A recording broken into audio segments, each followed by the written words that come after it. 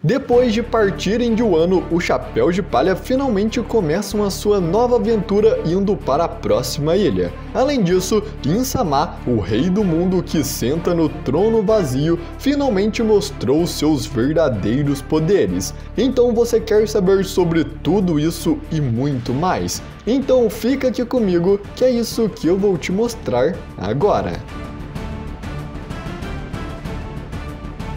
E bom galera, hoje eu estou trazendo o review do capítulo 1060 de One Piece, um capítulo que pra mim foi bem divertido e engraçado, mas além disso também teve grandes revelações, principalmente mostrando o verdadeiro poder do In-sama. E galera, se você estiver gostando dos vídeos de review que eu estou trazendo pro canal, eu peço que você deixe o seu like, porque isso é uma ajuda e um grande incentivo pra mim. Mas então, vamos agora para o capítulo 1060, que se chama O Sonho do Luffy. O capítulo começa com o Chapéu de Palha navegando para a próxima ilha depois de saírem de Wano. A tripulação está lendo as notícias do jornal que aconteceram de quando eles ainda estavam em Wano, que era um país totalmente isolado. E por isso eles não tinham informações nenhuma de fora. Uma das notícias do jornal era de que o segundo em comando do exército revolucionário, o Sabo, tinha matado o rei de Alabasta, o Rei Cobra. E ao descobrir isso, o Luffy, totalmente surpreso, dá um grande grito. Ele diz que isso é impossível, que é tudo uma mentira, porque o Sabo nunca mataria ninguém, nem em 1 milhão de anos. E enquanto ele rola pelo chão desesperado, a Robin diz que concorda com ele e que o exército revolucionário são apenas contra os nobres mundiais e que eles não teriam motivo nenhum para atacar um rei. E por isso algo está estranho. Nessa hora é mostrada a notícia do jornal que dizia o seguinte: o exército revolucionário declara guerra contra os Tenryubitos. O rei Cobra de Alabasta foi morto pelo conselheiro do líder dos revolucionários, Sabo, e a sua filha, a princesa Vivi, está desaparecida. Então, se levantando do chão, o Luffy grita para toda a sua tripulação que eles vão imediatamente para Alabasta agora. Porém, o Zoro, totalmente calmo com aquela situação, diz que ir para Alabasta não ajudaria em nada, já que o Rei Cobra já morreu, e a Vivi foi vista pela última vez em Mary Joyce. Com isso, o Luffy então muda de opinião. Ele não quer ir mais para Alabasta, agora ele quer ir para Mary Joyce. O que deixa o Zoro irritado, que gritando com o Luffy diz que lá é a sede da marinha, e se ele por acaso pensa em brigar com todo o quartel-general da marinha. E o Luffy responde que sim, e ainda por cima pergunta se o Zoro está com medo disso. O Zoro então, levantando sua espada, grita que eles não teriam vantagem nenhuma, e que era para o Luffy esfriar a cabeça. Enquanto eles estão discutindo, podemos ver que o Caribou está a bordo do navio dentro de um baú acorrentado. E com isso, galera, ainda não sabemos se ele está infiltrado no navio, escondido ali dentro do baú, ou se ele está preso por causa das correntes. Mas ele provavelmente está infiltrado ali apenas pegando uma carona, já que ele tenta ao máximo não fazer barulho. A história então continua com a reação de cada Chapéu de Palha ao saber da notícia da morte do Rei Cobra e do desaparecimento da Vivi.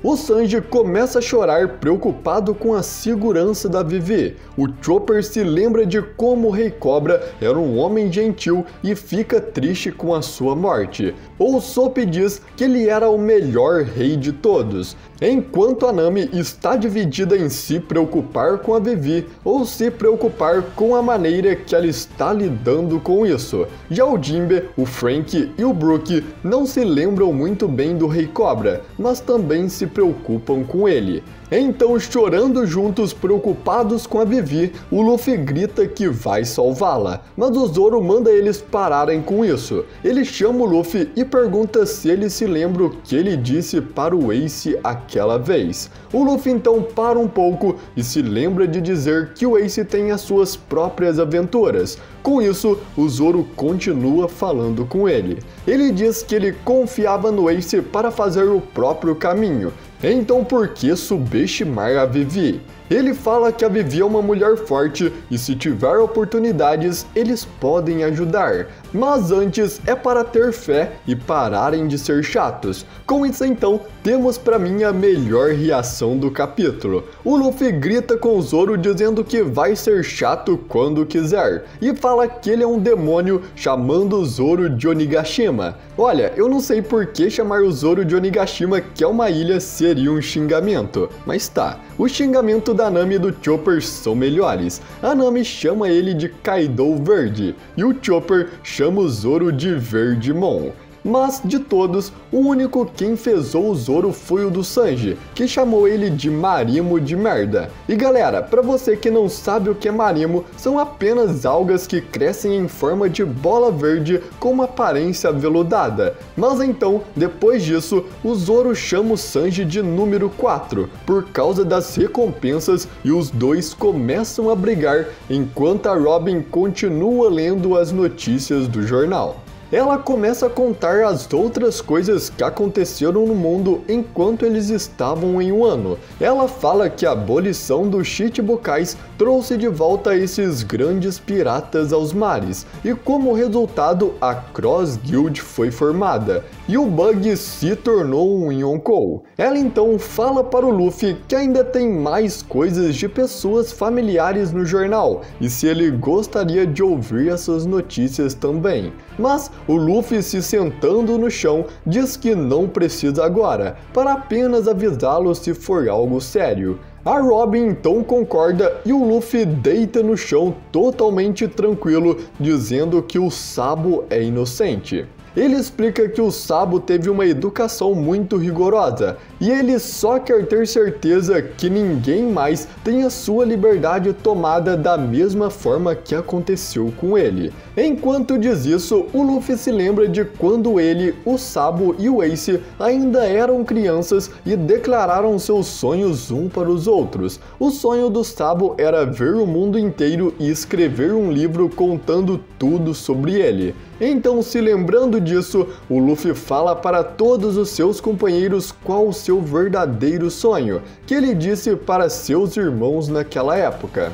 O que o Luffy diz é cortado, então ainda não sabemos qual é esse sonho, mas pela reação de seus companheiros podemos perceber que é algo totalmente absurdo. O Zoro, o Jinbe, a Nami e o Sop ficam surpresos e perguntam se ele está falando sério. A Robin fica sem palavras, enquanto o Brook, o Frank e o Sanji dão risada do sonho do Luffy, e já o Chopper acha isso incrível. O Sop então se aproxima do Luffy deitado no chão e fala para ele que não tem como alguém conseguir fazer isso, mas o Luffy diz que se ele se tornar o rei dos piratas, ele vai ter uma chance. Ele então percebe que nunca tinha falado esse seu sonho para seus companheiros e diz que isso significa que as únicas pessoas antes que ele tinha contado era para o Ace, o Sabo e o Shanks, e que todos eles riram quando ele falou.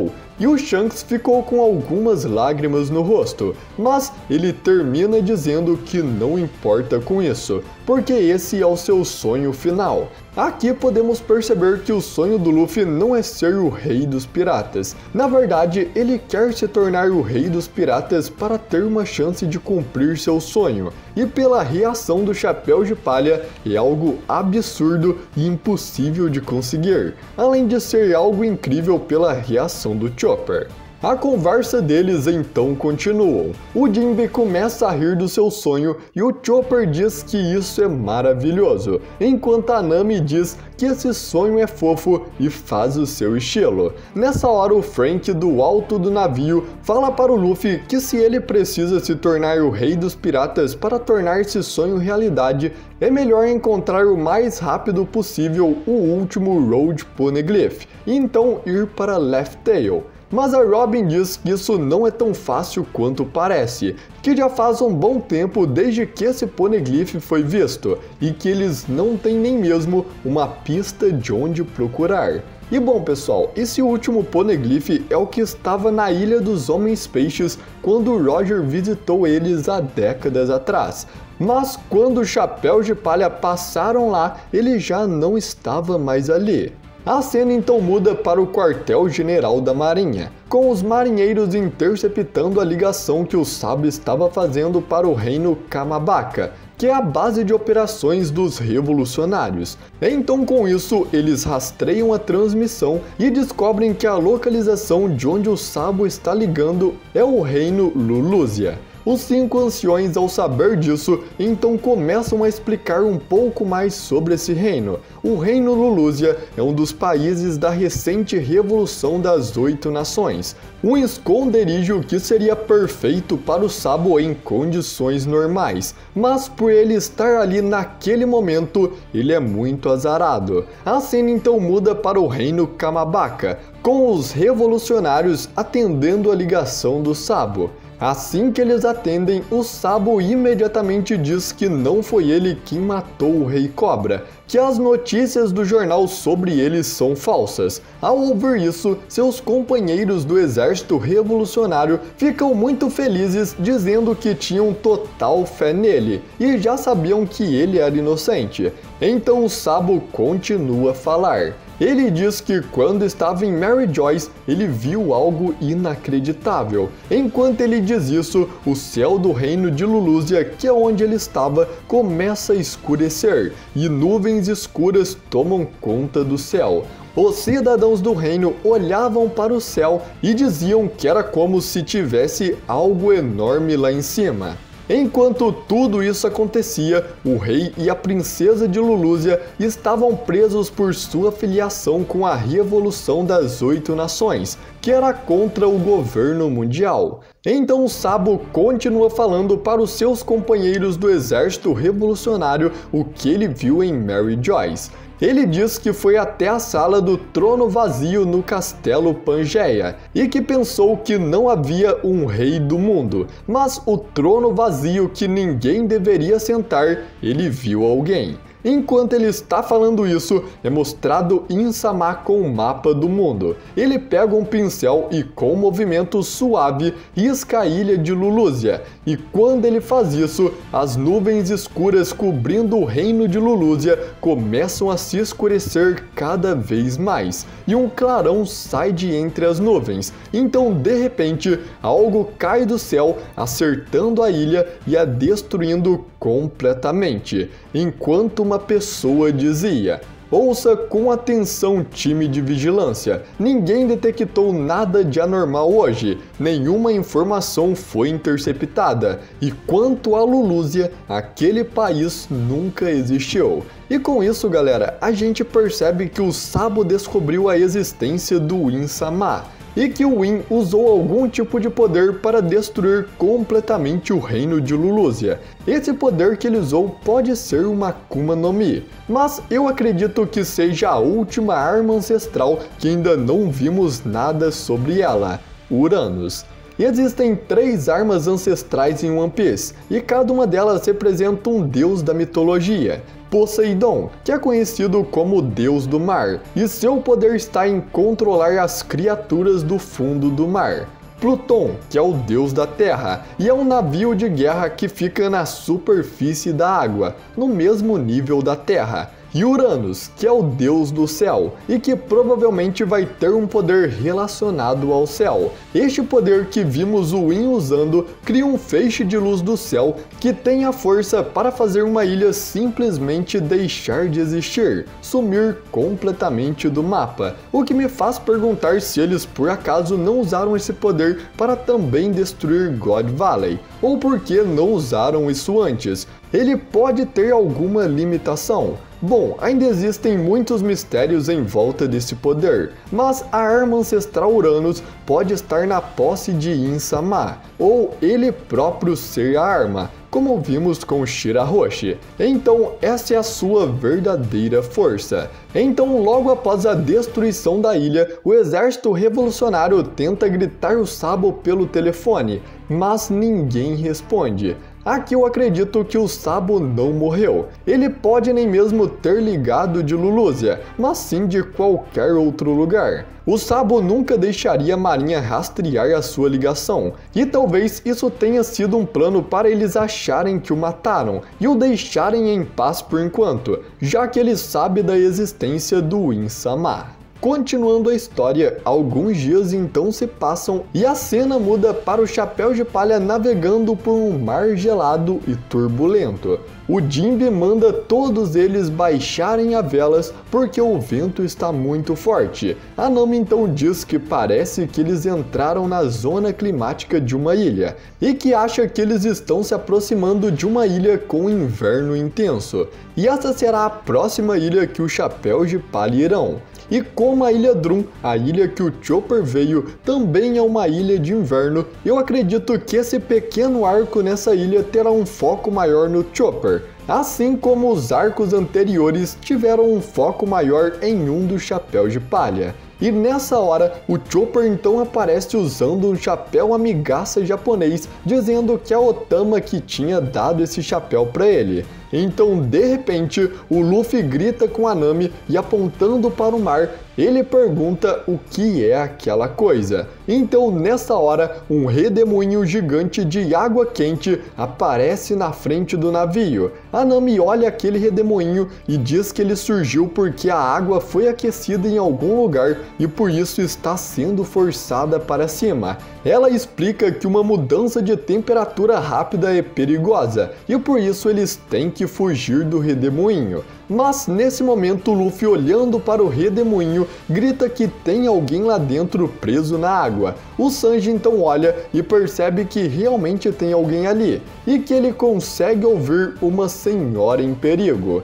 Com isso, o Zoro pega sua espada e diz que vai cortar o redemoinho. O Sanji então grita com ele para não machucar a senhora, mas antes que ele terminasse de falar, o Zoro, usando seu estilo de uma espada, faz um corte no redemoinho, partindo ele na metade. Nessa hora, o Chopper, querendo mostrar seu chapéu para seus companheiros, vai até eles usando seu novo chapéu. Mas assim que ele sai do convés do navio, o vento estava tão forte que bateu no chapéu do Chopper e arrastou ele para fora do navio, jogando ele para o mar. O Luffy, vendo o Chopper sendo levado pelo vento, estica seu braço e segura ele, mas ele estava sendo puxado tão forte que o Luffy também foi levado junto. Nesse momento, o redemoinho se dissipa e uma criança aparece de dentro dele. Com isso, o narrador a apresenta como Jerry Bonnie, uma pirata da pior geração, conhecida como a Devoradora, e que possui uma recompensa de 320 milhões de berries. Bom, essa pirata tem uma fruta que permite ela manipular a sua idade ou de qualquer outra pessoa. Por isso, ela pode assumir a forma de uma senhora, de uma criança ou de qualquer outra idade. Além disso, a Bonnie tem relação com o Kuma do Reino Sorbet e também o governo mundial está atrás dela por algum motivo. Então, ela estar junto com o Chapéu de Palha talvez nos responda esses mistérios. E bom galera, esse foi o capítulo 1060 de One Piece. Ele teve várias partes bem legais e engraçadas, mas a mais interessante foi o poder do In-Sama. Mas bom pessoal, eu espero muito que você tenha gostado desse vídeo. E se você gostou, deixe o seu like e também se inscreva no canal, porque eu sempre trago todos os novos capítulos de One Piece aqui pro canal. E você estando inscrito não vai perder nenhum. Muito obrigado por você ter assistido até aqui e até a próxima!